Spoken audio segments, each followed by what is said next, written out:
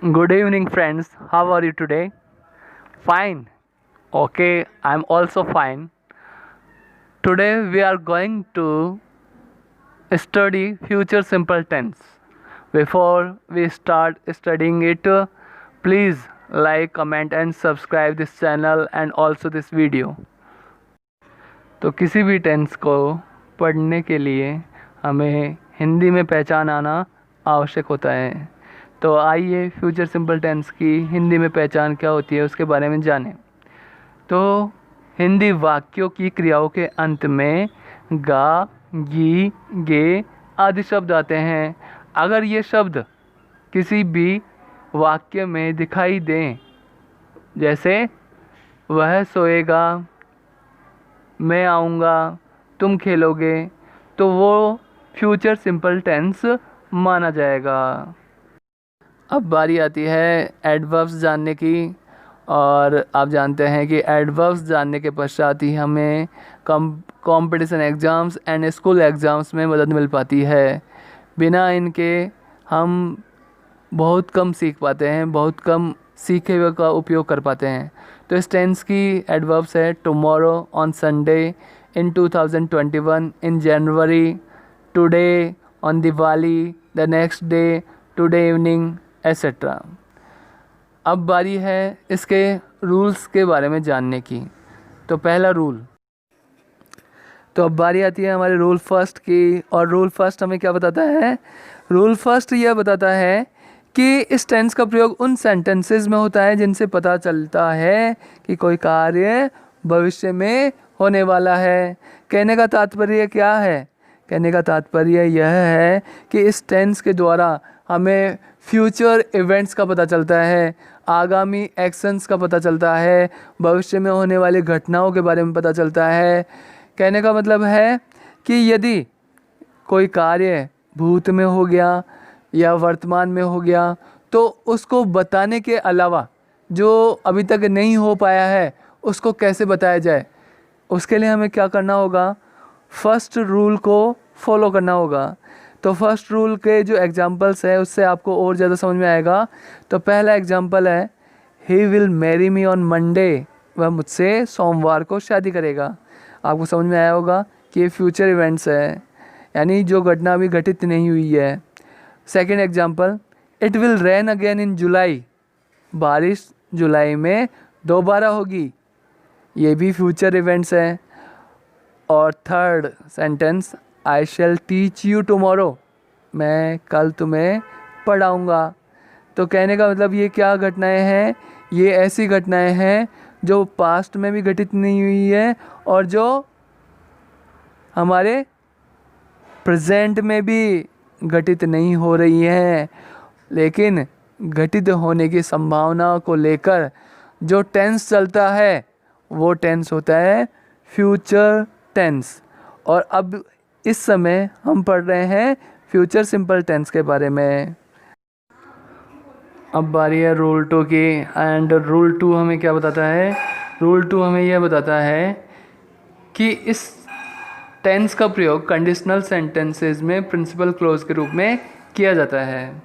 अब सबसे पहले तो आप ये जानिए कि कंडीशनल सेंटेंसेस होते क्या हैं। तो जैसे कि नाम से पता चल रहा है, कंडीशनल यानी शर्त के अधीन वाक्य, यानी कहने का अर्थ है, आपको मैं सेंटेंस के द्वारा आपको समझाने का प्रयास करता हूँ। यदि वह मेरे पास आता है तो मैं उसकी मदद करूँगा।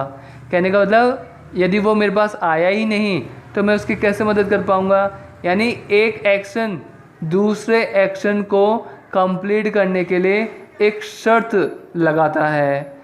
समझ गए होंगे? यदि वो मेरे पास आता है तो मैं उसकी मदद करूँगा। समझ गए? यानी एक शर्त है, एक प्रतिबंध है, उस प्रतिबंध के पूरे होने पर ही दूसरा एक्शन प्रभावी होगा, दूसरा एक्शन लागू होगा। तो इस तरीके से आपको समझ में आ गया होगा। और अच्छी तरह मैं आपको इसके उदाहरण के द्वारा समझाता हूँ। तो पहला उदाहरण यह बताता है, देखिए, I shall buy a TV when the prices cut down. पहला उदाहरण क्या बता रहा है हमें? कि मैं एक टीवी तब खरीदूंगा जब कीमतें कम हो जाती हैं। या कम हो जाएंगी। दूसरा उदाहरण से आपको और ज़्यादा समझ में आएगा, if you come here I shell help you. कहने का मतलब यदि तुम यहाँ आते हो तो मैं तुम्हारी मदद करूँगा। तो आप समझ ही गए, यदि आप आओगे ही नहीं तो मैं आपकी मदद कैसे करूँगा। तो ये कंडीशन है, और कंडीशन लगाने के कारण ही ये कंडीशनल सेंटेंसेस कहलाते हैं। कहने का मतलब है, यदि आप YouTube चैनल को चलाएंगे ही नहीं तो मैं कैसे आपको पढ़ा पाऊँगा। तो इसमें भी एक कंडीशन हो गई। तो आपको अच्छी तरह समझ में आ चुका होगा कि कंडीशनल सेंटेंसेस होते क्या हैं। एक चीज़ ध्यान रखिए, ये भी दो टेंस से मिलकर बन रहा है ये कंडीशनल सेंटेंसेस भी। एक तो जो आगे की तरफ देख रहे होंगे इफ़ यू कम हियर, वो प्रेजेंट सिंपल टेंस होगा, और जो उसके दूसरी तरफ देख रहे होंगे वो फ्यूचर सिंपल टेंस होगा। तो ध्यान रखिए। अब बारी है रूल थर्ड की। रूल थर्ड हमें ये बताता है कि फ्यूचर इवेंट्स को बताने के लिए इस टेंस के अलावा भी कुछ टेंस का प्रयोग किया जा सकता है।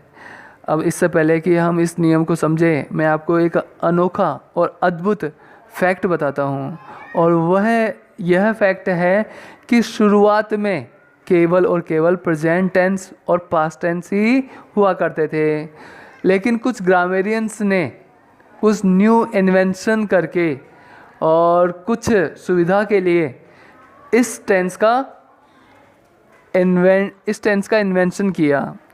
कहने का मतलब है कि फ्यूचर टेंस के नहीं होने पर भी हमारे दो टेंस ही पर्याप्त हैं जिनसे हम पूरी कंप्लीट ग्रामर का निर्माण कर सकते हैं। और वो कैसे, आप यकीन नहीं कर रहे होंगे, तो मैं इसको 3 उदाहरण से समझाता हूँ। तो पहला उदाहरण है दे आर कमिंग टुमारो। ये देखिए, ये फ्यूचर में होने वाली बात को बता रहा है, वे कल आ रहे हैं।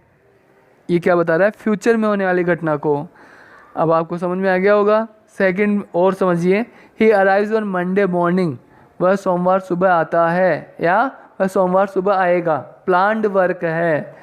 तो ये भी आपको समझ में आ गया होगा कि ये क्या है, फ्यूचर इवेंट ही है। He has to come in time, उसे समय पर आना ही होगा। तो ये भी क्या है, ये भी फ्यूचर इवेंट ही है।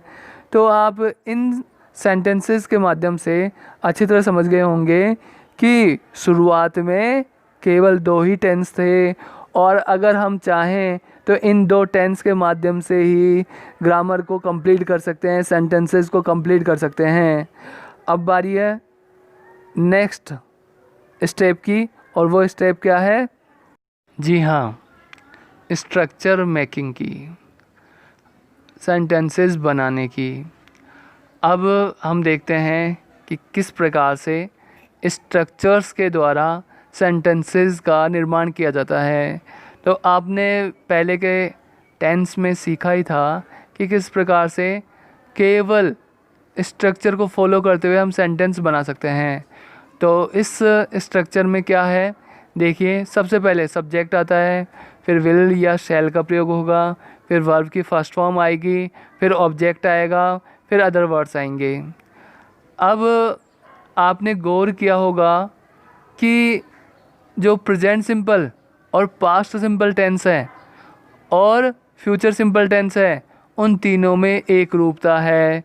तीनों के तीनों टेंस में क्या आ रहा है, वर्ब की फर्स्ट फॉर्म का इस्तेमाल हो रहा है।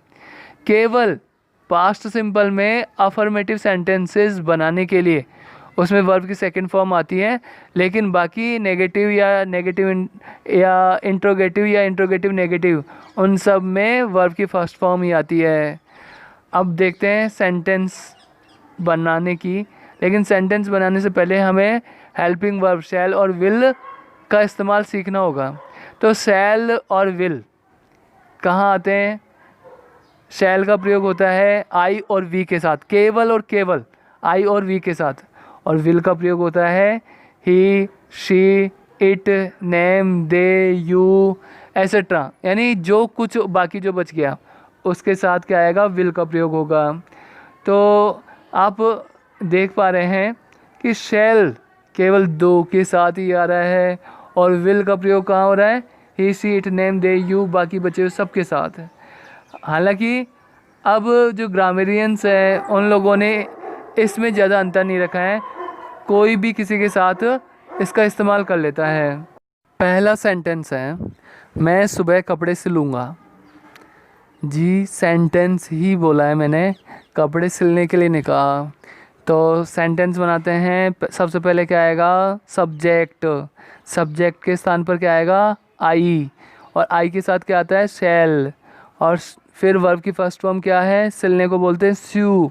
और फिर ऑब्जेक्ट क्या है, क्लॉथ्स। फिर अदर वर्ड्स में in the morning, I shall sew clothes in the morning. वे पेड़ से आम तोड़ेंगे। They will pluck a mango from a tree. यानी सबसे पहले सब्जेक्ट हो गया दे, फिर हेल्पिंग वर्ब इसके साथ क्या आएगी, विल। फिर वर्ब की फर्स्ट फॉर्म प्लक, फिर ऑब्जेक्ट ए मैंगो, फिर other words from a tree. अब बारी है हमारे नेगेटिव सेंटेंसेस की। नेगेटिव सेंटेंस की स्ट्रक्चर देखिए। तो स्ट्रक्चर में सबसे पहले आएगा सब्जेक्ट, फिर विल या शैल, फिर नॉट हमेशा, जैसे कि मैं हमेशा बोलता रहा हूँ, नॉट हमेशा थर्ड प्लेस पे आएगा। फिर वर्ब की फर्स्ट फॉर्म आएगी, फिर ऑब्जेक्ट आएगा, फिर अदर वर्ड्स आएंगे। अब आप फिर से समानता को टटोलिए। जो पहले के दो टेंस पढ़े हैं, प्रेजेंट सिंपल टेंस और पास्ट सिंपल टेंस, तो उनके साथ समानता अगर देखें तो केवल और केवल हम अगर हेल्पिंग वर्ब को हटा दें तो आप ये नहीं कह सकते कि कौन सा टेंस है। तो अब बारी है सेंटेंसेस मेकिंग की। तो सेंटेंस बनाकर देखते हैं। पहला सेंटेंस है वह पेड़ नहीं काटेगा। तो सबसे पहले रखा हमने सब्जेक्ट, सब्जेक्ट होगा ही, और ही के साथ क्या आता है, विल। फिर थर्ड प्लेस पे हमें क्या रखना है, नॉट। फिर वर्ब की फर्स्ट फॉर्म कट, फिर object a tree. He will not cut a tree. अब दूसरा सेंटेंस, तुम इस कक्षा में नहीं पढ़ोगे। तो सबसे पहले क्या लगाएंगे, सब्जेक्ट, तुमको क्या बोलते हैं, यू। फिर यू के साथ क्या आएगा, विल। फिर थर्ड प्लेस पे नॉट, फिर वर्ब की फर्स्ट फॉर्म स्टडी, फिर ऑब्जेक्ट कुछ नहीं है। क्यों नहीं है, मैंने बताया था कि प्रीपोजिशन अगर आ जाए मेन वर्ब के जस्ट बाद, तो जो वो नाउन या और अन्य जो शब्द हैं वो अदर वर्ड्स कहलाएंगे, न कि ऑब्जेक्ट। तो यहाँ पर इन आ गया, तो इसलिए दिस क्लास अदर वर्ड्स कहलाएंगे, न कि ऑब्जेक्ट। तो सेंटेंस होगा you will not study in this class. अब बारी है हमारे नेक्स्ट पैटर्न की, इंट्रोगेटिव सेंटेंसेस। सबसे पहले स्टार्टिंग विद हेल्पिंग वर्ब से शुरू होने वाली स्ट्रक्चर को देखेंगे। तो हेल्पिंग वर्ब से शुरू होने वाली स्ट्रक्चर कैसे बनेगी, बिल्कुल विल शैल को आगे रख दो, फिर सब्जेक्ट रख दो, फिर वर्ब की फर्स्ट फॉर्म रख दो, फिर ऑब्जेक्ट रख दो, फिर अदर वर्ड्स रख दो, और लास्ट में क्वेश्चन मार्क लगा दो। अगर आप अफर्मेटिव सेंटेंस की तुलना इंट्रोगेटिव से करके देखें तो आपको पता चलेगा कि विल शैल को हमने सब्जेक्ट के स्थान पर रखा है, और सब्जेक्ट के स्थान पर हमने क्या रखा है, विल शैल को। कहने का मतलब आपस में दोनों का स्थान परिवर्तन कर दिया है। यानी will shall plus subject plus verb की first form plus object plus other words plus question mark. अब सेंटेंस बनाकर देखते हैं। क्या केशव गिटार बजाएगा?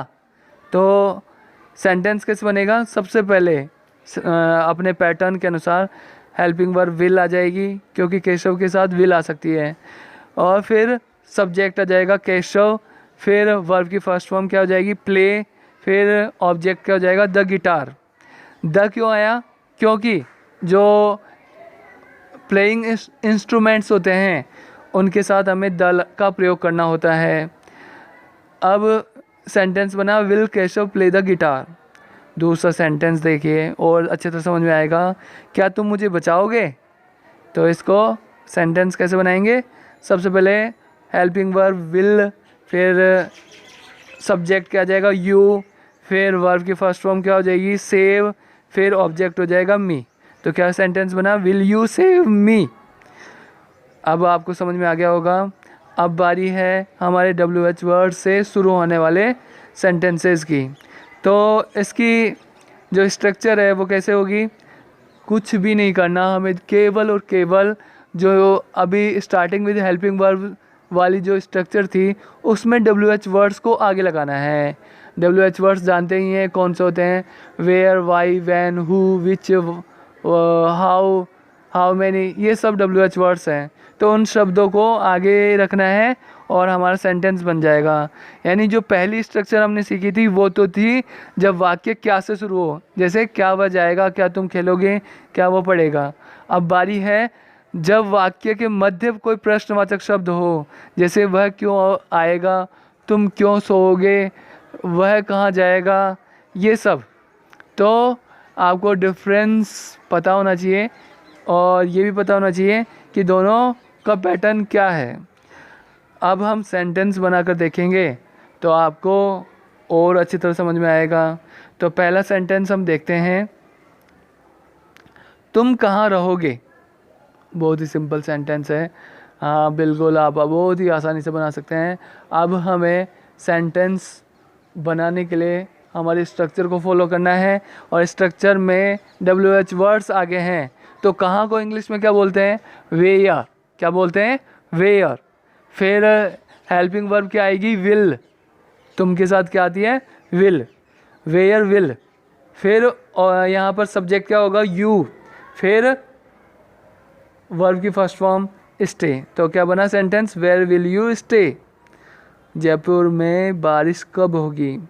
तो पहला जो सेंटेंस है मतलब दूसरा जो सेंटेंस है उसको बनाने के लिए क्या लिखना पड़ेगा, कब को क्या बोलते हैं, वैन।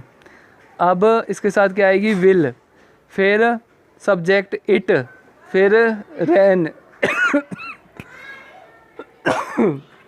वैन विल इट रैन इन जयपुर। अब हम सीखेंगे इंट्रोगेटिव नेगेटिव सेंटेंसेस। सबसे पहले वही दो प्रकार के हैं, स्टार्टिंग विद हेल्पिंग वर्ब यानी जब वाक्य क्या से शुरू हो, और दूसरा स्टार्टिंग विद WH वर्ड्स यानी जब वाक्य के मध्य प्रश्नवाचक शब्द हो। तो जो हमने नेगेटिव सेंटेंस की स्ट्रक्चर पढ़ी थी सेम टू सेम वैसी ही है। अंतर इतना सा है कि थर्ड प्लेस पर नोट उसमें भी आएगा, इसमें भी आएगा, लेकिन जो सब्जेक्ट है वो विल सेल के स्थान पे आ जाएगा और विल सेल है वो सब्जेक्ट के स्थान पे आ जाएगा। यानी स्थान का आदान प्रदान हो जाएगा, शिफ्टिंग हो जाएगी, विल सेल को सब्जेक्ट की जगह और सब्जेक्ट को विल सेल की जगह। और बाकी हम देखेंगे ध्यान से तो बाकी की जो स्ट्रक्चर है वैसे ही रहेगी। अब हम इसको सेंटेंस बनाकर देखेंगे तो हमारे और ज़्यादा समझ में आएगा। तो पहला सेंटेंस हमारे सामने है, क्या पुलिस चोर को नहीं पकड़ेगी।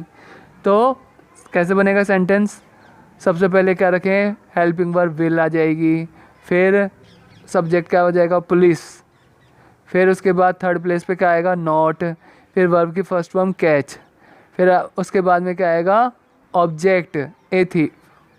क्या बना, will police not catch a thief. अगर ये सिंपल सेंटेंस होता तो कैसे बनता, यानी नेगेटिव वाला, तो ऐसे बनता, police will not catch a thief. अब हमें ये समझ में आ ही गया होगा।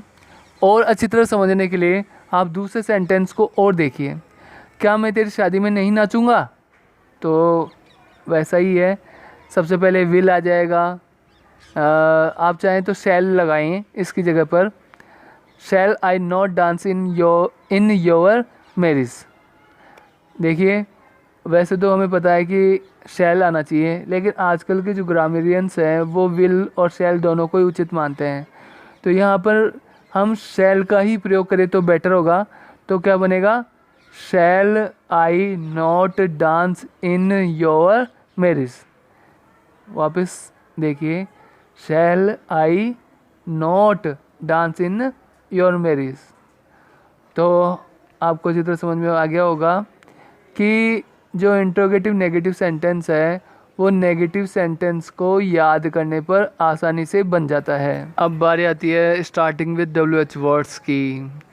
तो इसमें ज़्यादा कोई माथाफोड़ी वाली बात नहीं है, यानी ज़्यादा दिमाग लगाने की आवश्यकता नहीं है, केवल WH वर्ड्स आगे लगाने हैं, बाकी स्ट्रक्चर हमारी पूर्ववत रहेगी। यानी WH words plus will shall plus subject plus not plus verb की first form plus object plus other words plus question mark. समझ में आ गया होगा। अब देखिए, अगर नहीं समझ में आया है तो आपको पुनः एक बार फिर से पूरे जो ये टेंस है, ये वाला जो वीडियो है, आपको देखने की आवश्यकता है। लेकिन मैं मानता हूँ कि आपकी तीक्ष्ण बुद्धि ने इसको ग्रहण कर लिया है। अब हम समाप्ति की ओर हैं, तो सेंटेंस बनाएंगे तो और ज़्यादा समझ में आएगा। एक बार पुनः हम इस स्ट्रक्चर को रिपीट करते हैं। तो स्ट्रक्चर क्या बनी? WH वर्ड्स प्लस विल या shall plus subject plus not plus verb की first form plus object plus other words plus question mark. अब सेंटेंस बनाकर देखते हैं। तो जब सेंटेंस बनाएंगे तो हमारे और ज़्यादा समझ में आएगा।